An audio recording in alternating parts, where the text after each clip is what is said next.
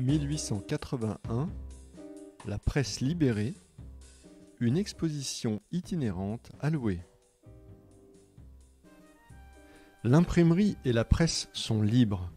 C'est par cette phrase lapidaire que s'ouvre la loi sur la liberté de la presse, promulguée le 29 juillet 1881 par le président de la République Jules Grévy.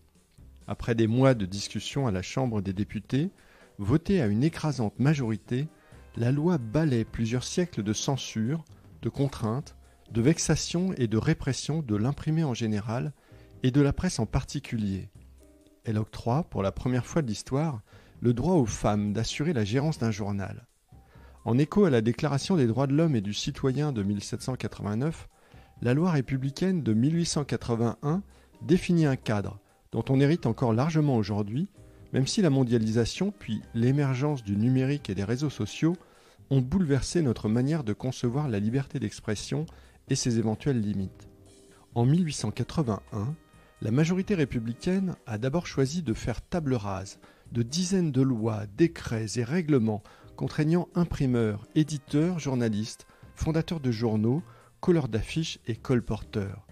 L'exposition évoque ces règlements et lois sur la presse depuis l'Ancien Régime, pendant la Révolution de 1789, sous Napoléon Ier, puis pendant les Restaurations, également après la chute de Charles X, avec la charte de 1830 édictée par Louis-Philippe avant les lois répressives de 1835. Le visiteur s'intéressera également à la Deuxième République, entre 1848 et 1851, au très répressif Second Empire de Napoléon III, et enfin aux années qui suivent la proclamation de la Troisième République, le 4 septembre 1870. L'exposition évoque les atermoiements des républicains, les discussions à la Chambre, les débats qui mèneront au vote de la loi en juillet 1881 par 444 voix contre 4. Quels délits anciens ont été abandonnés ou maintenus ? Fallait-il intégrer à la loi un délit d'outrage à la République ou encore un délit d'outrage à la morale religieuse et donc au blasphème ?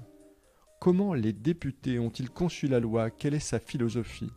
À quel type de presse son application a le plus profité ? Quelles conséquences pour la société en général et pour la vie démocratique en particulier ? Des journalistes ont-ils été emprisonnés après 1881 ?